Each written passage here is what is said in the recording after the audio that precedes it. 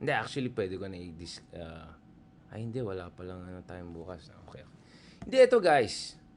Obviously, dahil Amerika at Philippines na naman, alam na natin sasabihin ng mga makapili.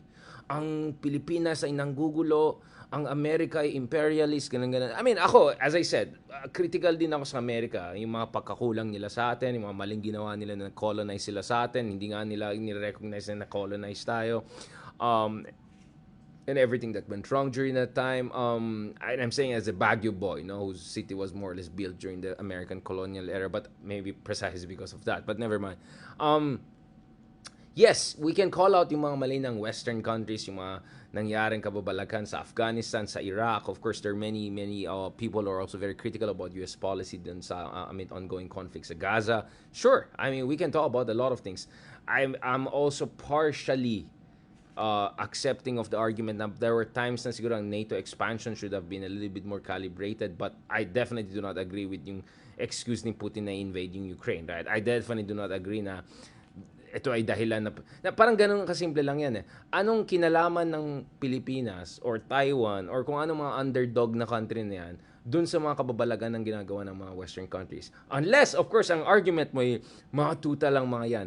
Ang problema sa ganun argument, guys, is pag sinabi mo, if you're gonna reduce all smaller countries to tuta lang ng West, then essentially you're apologizing for, if not justifying, invasion of smaller countries by yung mga bully na hindi Western. Sabi ko, ang pinakasyungang idea na narinig ko nowadays, guys, is this. The idea that ang imperialismo ay galing lang sa mga Western countries. When anyone with basic understanding of history and geopolitics knows that imperialism has no color. It can be Russian, it can be Chinese, it can be European, it can be, we can go on and about it. Imperialism comes in every form. Now, ito ang point ko. At bukas, siguro pag-usapan natin more, hopefully there'll be more time. Pero, ito yung sinasabi ko. Ito yung mga pinakasyungang narinig ko most of the time, di ba? Ito yung mga pinakasyungang narinig ko. Yung sinasabi nila na, okay, una-una, yung gentleman's agreement. Sabi na, dapat, tama yung sinabi ni Tatay Digong na dapat may gentleman's agreement kasi dapat di tayo nanggugulo, status quo lang tayo. Ay, ang problema sa status quo is, status quo means, bibitawan na natin yung ayungin syol. Dahil kung lulubog na yung Sierra Madre, then paano natin didepensahan yung position natin sa yung Insyol, which by the way is a low tide elevation which is not a territory that can be claimed by China. So Japex na naman yung claim nila. It's not even an island. It's a low tide elevation within our exclusive economic zone. So walang paking China dapat per international law. But since wala silang pake sa international law, kung may bully ka dyan, meron kang bully dyan, the last thing you need to do is yung mga kasyungan na status ko lang tayo, which is, sige, lulubog na yung ERP Sierra Madre, wala tayong gagawin, hayaan na lang natin na mag-take over sila. Hindi ba tayo natuto sa nangyari sa Mischief Reef, Fangan Urban Reef, at saka sa Panatag Shoal? Di ba? Katulad ng sinabi ni si Madam, yung senador natin na magaling, boba ba tayo? Di ba? Boba ba tayo? Boba ba tayo? Di ba? Boba ba tayo na hayaan lang natin ito? Hindi. Buti nga hindi bobo yung mga yung mga malalaking opisyalis natin dati. Kudos to Secretary Lorenzana for fortifying our position in Pag-asa, for fortifying our position sa West Philippine Sea, for drawing the line dyan sa Panatag Shoal. Pero swerte tayo. Woof! Kung iba yung Defense Secretary natin, kung iba yung foreign, meron tayong isang foreign secretary, medyo mahabang usapan yan. Hindi ito yung nasa nagkakalat sa Twitter, Kumaga, yung pa yung least bad. Pero, buti, swerte tayo, may mga defense secretary tayo na matino, may mga military people tayo na matino. Otherwise, good luck talaga sa atin nung panahon ni Digong, di ba? Aminado naman siya, may secret deal naman talaga sila at status quo. Ibig sabihin, hayaan lang natin na lulubog yung BRP Sierra Madre, gigive up natin. Yun ang una. Tanong ko, bobo ba tayo? Di pa tayo natuto sa Mischief Reef at saka Panatag Shoal? Na kung wala kang position dyan, wala nga tayong lighthouse, wala nga tayong position sa Scarborough Shoal at saka Mischief Reef, tuloy kinuha nung kabila. Ay, di pa tayo natuto? Pangalawa, ito. May narinig naman tayo itong mga henyo nagsabi, dapat neutral tayo. Dapat di tayo makialam sa intramurals ng mga Dapat di tayo makialam sa mga intramurals, sa mga great powers. Alam niyo na sino nag-usap ng ganyan, di ba?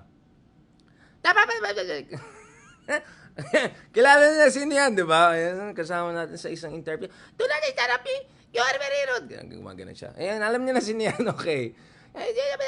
Yung gano'n. Ang point ko, guys, yung neutral tayo, mag-neutral tayo sagot ko na naman, boba ba tayo? Paano tayo maging neutral sa sarili natin laban, guys? I mean, anong kasyungan yan na sabihin nila neutral tayo? Alam mo, hindi tayo Switzerland, okay? How I wish na Switzerland po tayo. Hindi nga tayo Switzerland. Tayo po ay harap-harapan na tayo sinasakop, guys. Harap-harapan kinuha yung Scarborough Shoal. Kinuha yung Mischief Reef. Tapos sasabihin mo, neutral na lang tayo. Huwag na tayong humingi ng tulong sa ibang bansa. Kita nyo naman, guys, yung 9-dash line ng China, halos buong kalahati ng West Philippine Sea, halos 85% ng buong South China Sea ay kinukuha. Tapos, mag-neutral tayo. Huwag tayo makialam sa itramila sa mga superpowers. Ang sagot ko dyan, boba ba tayo? Diba? Diba? I mean, boba ba tayo? Paano ka maging neutral kung yung problema ay nasa sarili mong bakuran? Saan mo nakuha yung mga kasyungan na pag-iisip na yan? Diba? Parang pumasok yung criminal doon sa bahay mo. Tapos hinga ng tulong doon sa kapitbahay na mas malaki para sabi nung yung syunga mong kapatid, hindi, neutral lang tayo. Hayaan natin yung criminal kasi magugulo tayo, baka magalit yung criminal. Gets nyo gaano ka syunga yung ganyan argument na mag-neutral tayo sa hindi, Switzerland tayo. Guys, ang Switzerland po ay nandun sa bundok, medyo malayo sa kabiasnan, may sarili siyang ganon. At yung mga syunga na hindi nag-aaral ng World War stories, yung Belgium po ay neutral pero in-invade pa rin sila. Alright, okay? So yung mga FYI, Finland and Sweden were neutral until recently, and then nung na-invade ng Ukraine, tingnan mo yung gano'ng kasyunga si Putin, dumagdag pa yung power ng NATO dahil sa kasyungan niya sa nag-join ang Finland and Switzerland sa NATO and they gave up their neutrality. Dahil, sabi ng Sweden and Finland, boba ba tayo? Maging neutral tayo and then expose tayo sa Russia on our own, katulad ng Ukraine. At yung mga syunga nang hindi nag-isip, ang Ukraine po ay nag-give up ng kanyang nuclear weapons at technically hindi siya nag-join ng NATO, hindi siya pinapa-join ng NATO. Neutral siya kaya in-invade siya ng gano'n. No? Buti nga tinulungan siya later kaya nakabawi siya, di ba? So, yung mga nagsabi na mag-neutral tayo sa sarili natin conflict ay ewan ko talaga. 'Di ba? Ang masasabi ko lang talaga, boba ba tayo? 'Di ba? I mean, tama naman talaga si Madam Minsan yung mga tanong niya, boba ba tayo? Bakit yung mga kapitbahay natin ganun, 'di ba? Ganun tayo, guys. Yung nagsabi mga neutral tayo. Ngayon, so obviously, no match tayo pag one-on-one. Which brings me to my number 3 issue. Sinasabi ng mga makapili, diplomacy lang tayo. Idaan natin yan sa polite conversation. Idaan natin yan sa mature, charot. Problema ko, hindi lang, bulag ba kayo? Baba ba kayo? 6 years si Digong nandun. Anong nangyari nung panahon ni Digong? Sabi na, very peaceful nung panahon ni Digong. Walang nangyari nung panahon ni Digong. I mean, baba ba kayo? Hindi niyo ba nakita yung nangyari sa Jember? Peaceful ba yan, guys? Peaceful ba yan? Yung munting namatay yung mga ating mga mga ingista, lahat sila binangga lang ng gano'n ng ano ba naman tong mga to? At guys, panibasa, hindi pinapabuking ni tata yung kanyang amo nung panahon ng 6 years na. Hindi ibig sabihin na walang bullying na nangyari. Kung nag-google sana kayo, hindi lang yung Jemver ang nangyari nung panahon ni Digong. Right? Marami pang ibang nangyari. Nangyari pa yung sa Juan Felipe Reef. Naalala mo si Pacquiao? Nagdrama-drama siya. 'Di ba? PDP laban pa siya, kapartido pa niya si Digong. Tapos nagwawala-wala pa siya, 'di ba? Tapos nagdrama-drama pa siya. No, parang hindi ka wala naman nangyari, 'di ba? Sasabihin naman yung isa, yung boy silly. Guys, wala naman nangyari nung panahon ni Tatay Digong eh. Okay naman lahat eh. Kuya, ipadala na. Kuya, paki-google ang Jemver. Paki-google ang Reedbank at Retrobank. Paki-google naman yung mga pangyayari nung 6 years na yan. Paki-tanong naman si Pacquiao. Naalala nyo guys, tignan nyo yung date. 2021. 2021, eto si Pacquiao ay nagsulat ng letter. Ay, hindi ko alam kung anong sinulat niya sa letter. Bahala kayo, magmumus ka dyan. Nagsulat ng letter si Pacquiao at nagreklamo sa China. Di ba? Dahil sa pagbubuli na ginagawa nila doon sa sa West Philippine Sea, tapos sasabihin ni Boy Sila, wala naman nangyari dyan eh. Okay naman lang. Ayan na naman tayo eh. Ayan naman tayo eh. Ay, hindi ko talaga alam guys, anong problema dito. Akala ba nila walang alam ang tao? Sila bang walang alam? Ano ba talaga nangyari? Guys, paano ni Digong lang nangyari lahat ng mga pambubuli sa Felipe Reef, pambubuli sa Gemver, na muntik na matay yung mga kapitbahay, mga mangingista natin. Kung hindi dahil sa mga illegal na Vietnamese fisherman, hindi sila maliligtas. Di ba naalala niyo mga illegal na Vietnamese pang nagligtas sa kanila? Di ba? I mean, guys, come on. Saan naman, Banana Republic tayo kung papayag tayo na ganyan yung mga klaseng debate na kasyungan ng nangyari sa ating bansa. 'Di ba? Guys naman, 'di ba? Guys naman, ano ba naman diyan, 'di ba? So, 'di ba?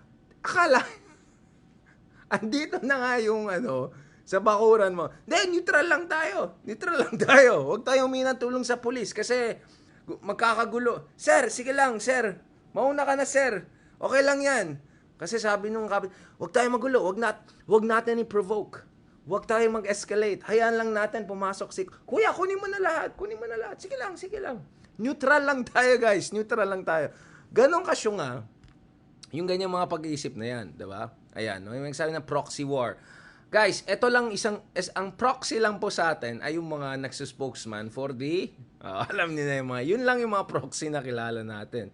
Diba? Ito yung mga kabobohan na proxy war.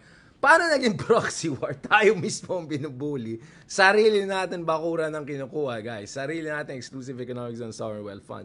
Hindi ko na alam saan kayo napupulot sa mundong to, guys. Sa lahat ng mga matinong bansa, sa Pilipinas lang ako nakikita ng ganyan mga kasyungan, di ba? Maging neutral tayo sa sariling laban. Mag-diplomacy lang tayo. Guys. Kahit si Manong na nandyan sa alam niya, pagkausap mo isang mas malaking bansa, kung ikaw ay mahina, okay, wala kang leverage, alright? Wala kang bargaining chip. Ang mangyayari sa'yo, guys, is, ang hanapin nila ay surrender, guys. Ang hanapin nila ay hindi negotiation, surrender. Ganito dahil napaka-henyo itong presidente natin dati, kumbaga, ganun na lang nangyari, guys, This is what diplomacy means, guys. Pag wala kang leverage, essentially, sunod-sunuran ka na lang. Kasi wala kang leverage eh.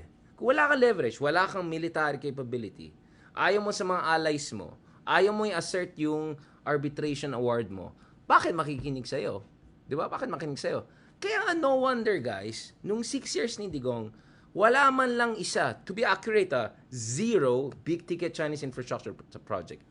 Big ticket hindi yung mga inayos lang sa Pasig sa tabi-tabi na ito yung 2 lanes dito sa Rockwell tapos 4 lanes yung tapos 2 lanes ulit yung lalo ka ma-traffic na ganoon tapos yung contractor Chinese, yung worker Chinese. Hindi po yung big ticket infrastructure project, okay? Ang big ticket infrastructure project po ay high-speed railway, Clark, Subic, ganoon. Nangyari ba yan? Hindi.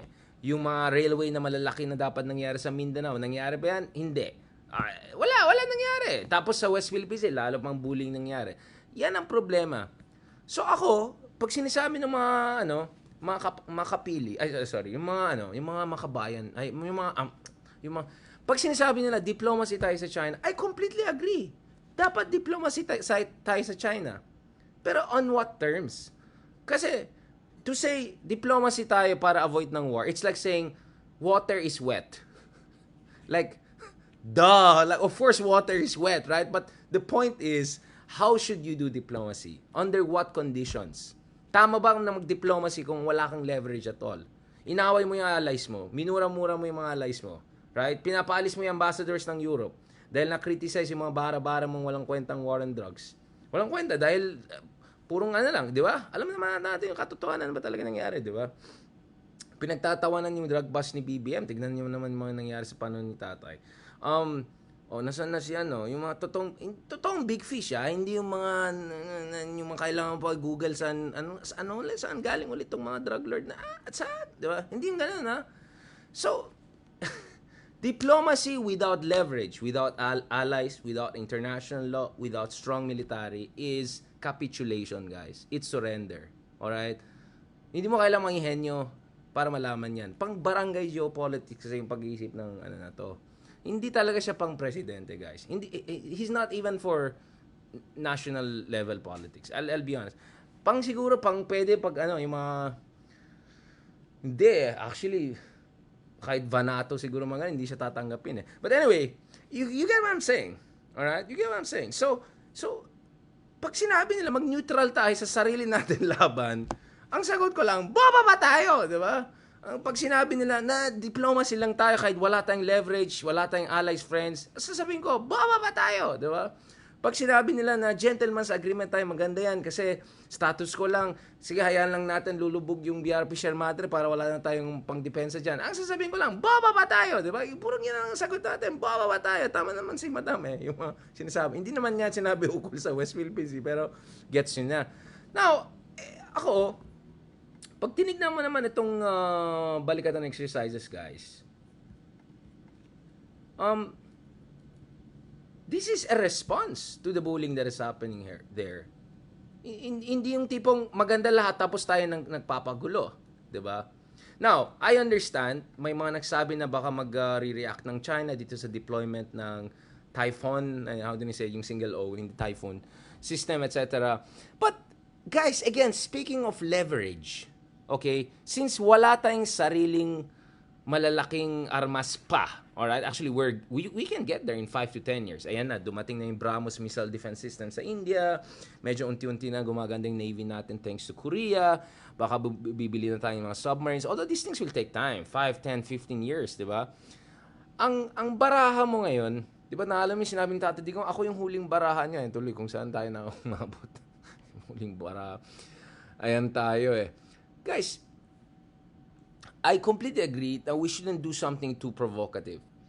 Kaya agree ako dun sa sinabi ni BBM na hindi na siya magbibigay ng mga additional bases sa Amerika. Kasi may mga, mga iba dyan, kiliti-kiliti dyan. Tapos may mga, totoo naman, may mga amboys naman talaga, unfortunately, sa atin na sobrang fanatic sa US.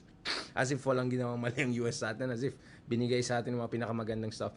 Maraming pagkakulang talaga ang Amerika sa atin. Marami din sila mga mali sa foreign policy given yan. But anyway, buti pa sinabi ni BBM na hindi na siya magbigay ng additional bases. Actually, technically hindi siya bases additional rotational access sa facilities and some bases, di ba? Tama naman yung sinabi ni BBM So, ang problema ko dito is on one hand, you have to signal de-escalation and off-ramp. At yun talaga, actually yun ang article ko today sa South China Morning Post in Hong Kong and China. Okay, you can check it yourself, guys. I'll post it later on. So, I am for diplomacy, but on terms where we have a leverage. Now, habang binibuild mo pa yung capabilities mo, di ba? So, i-leverage mo yung mga alliance and friendships mo, di ba? But at the same time, tama naman yung ginawa ni BBM na nag-signal siya na hindi siya andito para mag-provoke. Diba? So, tama yung sinabi ni BBM na hindi namin bibigyan ng mga additional bases. Kasi may mga iba dyan, kiliting-kilite, na bibigyan ng bases ng American, 10 pa. Kasi ang dami pang facilities Hindi ako agree dyan. Mali yun. Chill lang. Yung iba sabi, lagay natin sa Mavulis. Lagay natin sa Pag-asa yung mga Amerikano. Mali yan. Relax lang. Diba? But, by telling China that you're not gonna give them access to those bases, you're also reminding China that you have that option. So, that's what you call leverage. Diba? Smart thinking. Dapat ganun. In fairness kay BBM, medyo, minsan, or maybe I'm giving too much credit. Pero hindi, in fairness, compared kay Tatay Digong, medyo may alam sa buhay. Hindi pang barangay geopolitics. So, you're reminding China that A, you don't want to escalate. Second, you're committed to engagement. Third, mahalaga ito yung sinasabi ni BBM Meron tayong leverage, meron tayong option. Pwede kong hayaan ng mga Amerikano magkakaroon ng access dyan sa Pag-asa. Pwede mag-access sa Mavulis. Pwede yung mga ibang mga base meron dyan sa Ilocos Sur. Ilocos Norte, for instance. Diba? Pwede rin yung mga iba sa Batanes. So, that gives you some leverage and signaling. Now, interesting, sabi ni Colonel Mike Loico na interview natin sa sarili natin show rin sa TV51 News, sinabi din niya na etong Typhoon, whatever, I don't know how to pronounce it, bro. Etong system na yan, which was just developed, I think, 2 years ago, 2022 lang, bagong-bago pa yan, very advanced system. Sabi niya, ano lang yon, di namin gagamitin dito sa exercises, ano lang yan, dadaan lang siya dito. It's just a transportation logistics kind of exercise. Okay. But we know, again, there's a very good signal there. You're telling China that actually, kung bubuli pa kayo sa amin, lalo, we're gonna permit the Americans to put those kind of systems there. Hindi lang mga HIMARS, right? Yung mga super advanced mga missile launchers, pwede rin sa Typhoon yan. Again, leverage yan, guys. Mag-isip kasi kayo, huwag kayong makinig dun sa mga major bloggers na walang publication, okay, ganun. Wag yung mga ganun, di ba? Leverage, guys. Leverage yan, di ba? At, guys, yung China nagpapadala ng nuclear-capable submarine sa Hainan. Yung China ay gumagawa ng mga higanteng military facilities dyan sa West Philippine Sea. Oh, sino ang provocateur? Tayo or China? Di ba? Sila ang provocateur. So, bababa tayo. Alam naman, hintay lang natin na sila magkakaroon ng leverage. Tama naman sinabi ni Justice Carpio, we are within the range of Chinese weapon systems and missiles. Alangan, wala tayong gagawin. Tanggapin lang natin yan. Sinong syunga mag-iisip ng ganyan? Di ba? Bababa tayo. Nayan natin na wala tayong balance dyan. Guys, geopolitics. Ito ang unang sign na walang alam isang tao is pag sinabi niya, war agad yan. Pag sinabi war agad, ibig sabihin walang alam ito sa geopolitics. Okay? Sa geopolitics po, there are like 50 steps between perfect harmony and peace and war. There's literally 50 other things that could happen in middle. Right? Yung mga nagsabi na war lang yan, kaya mag-ano na tayo sa motherland, either walang alam mga yan, or bayaran mga yan, or something else. Right? I don't know what. Alam niyo na yan. Okay. So, ang point ko dito is, it's all about balance of power. It's about balance of forces. Diba? Kung alam ng kabila, may panglaban ka rin, magdadalawang isip siya bago magbully sa'yo. Ganon kasimple lang yung logic. Kaya hindi ko maintindihan ang pinag-isasabi ng iba dyan. Unless, ang gusto nila, wala tayong panglaban. Unless, ang gusto nila, wala tayong leverage. Unless, ang gusto nila, ay magsusurrender tayo. Alright? So, suspicious ako dun sa mga nagsabi na, dapat wala tayong gagawin kasi maging provocative tayo. Ibig sabihin mga yan, gusto nila, wala tayong leverage. Problematic yung ganyang position sa akin, guys. Either syunga tong mga to, bababa tayo, or may agenda tong mga to na hindi sang-ayon sa ating national interest. Alright? Geopolitics is about balance of power, deterrence, and all. Now, of course, there's gonna be risk. No one is denying that. But just because there's a risk, sabihin natin, sige, sigurado na tayo. Oy, pumasok siya. Sir, ayaw namin mag-neutral kami, sir. Sige, kunin mo na lahat, nakawin mo na lahat. Diba? Anong klaseng kasyungan ng pag-iisip yan? Alright? Anong klaseng kasyungan ng pag-iisip yan? Alright? We are facing the second most powerful country in the world. And Russia, overrated yan. But China is a very powerful country. So kung wala kang backup and all, tapos sabihin na, i-diplomacy lang natin, essentially wala kang alam sa buhay. Okay? Essentially, you're asking for surrender and capitulation. Alright? Now, yung mga nagsabi na gayahin natin ng Vietnam. Vietnam is 20 years ahead of us in terms of military capabilities. Gumastos po sila ng $20 billion sa mga submarines, aircrafts, advanced fighters. Kung tinignan mo yung armas ng Vietnam, yung mga tanke nila, mga aircrafts, they're so much ahead of us.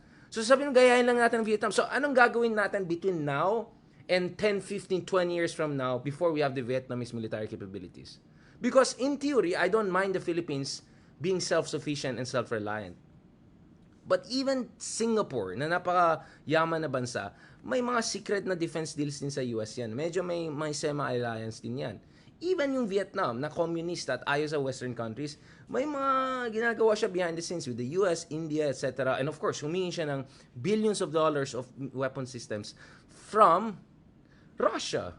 Wala tayong mga yun. So in the meantime, you leverage what you have. But the good thing also here is that actually ang Pilipinas, hindi lang tayo nagre-rely sa Amerika. So totoo yan na ang balikatan ay majority Americans na nandun. But the other interesting thing, guys, here is that andun din yung mga ibang bansa. Sabi ko more than a dozen countries na nandun. But more importantly, andun yung Japan, andun yung Australia, Yung France, nagpadala din ng warship yan, di ba? So it will not directly participate in some of our South China Sea drills, siguro dahil may politika din sila with China, nag-iingat din sila. But, interestingly guys, there will be some exercises that we'll do with some of our friends and allies also close to Taiwan. So, all we are doing here guys is to make sure na hindi tayo, ano yung term doon? Nakatunganga lang. Okay, nakatunganga lang. Kasi dati naglalaro din tayo ng mga basketball and volleyball mga ganun. Tapos sabi nung isang coach namin, Richard, ba't nakatunganga ka lang dyan? Di ba? Active ka, di ba? Kung nasa basketball, nagpapasahan kayo. Hindi ka nakahintay dyan. You proactively move para you're in the position to get the ball and then shoot, di ba? Uy, kunyari, feeling magaling, di ba? Ganon din yan sa geopolitics. Hindi tayo nakatunganga lang ganyan. Hintayin lang natin susugurin ng China yung kapitbahay natin or susugurin tayo na wala tayong ano. Tapos hintayin lang natin si Tatay Digong na makipagdiploma. Hindi pwede mangyari yun. Anong klaseng banana republic na pag-iisip yan, guys? So on that note, guys, every time narinig ko mag-Vietnam tayo, yes, pero it will take 10, 20 years. Guys, just to give you an idea kung may alam ka, submarines. Vietnam has kilo-class submarines, alright? To get submarines, to operate submarines, to train for submarines, it will take more than 10 years. Alright? So, submarines pa lang 10 years ahead ng Vietnam. Yung number of tanks nila, tignan mo yung Vietnam versus Philippines. Yung number ng aircraft, fighter jets nila na 4th generation. Yung mga Sukhoi at saka MiG fighters nila. So, sa alangan, parang sinabi ng mga ibang dyan, hayaan natin, goodbye tayo sa mga allies natin, friends natin, tapos tayo na lang. Kakakainin tayo ng buhay in that 10 years. Assuming talaga mag-invest tayo sa capabilities natin. Kaya wala nga tayong leverage on our own. Kaya nga you bring your friends and allies and partners. And sa akin, tama lang na hindi lang US. Kasi ang US, ang dami pang ibang issues. But at least naman, times 5 yung kanilang foreign military financing, $500 million. That's not bad. $500 million of defense aid is not bad.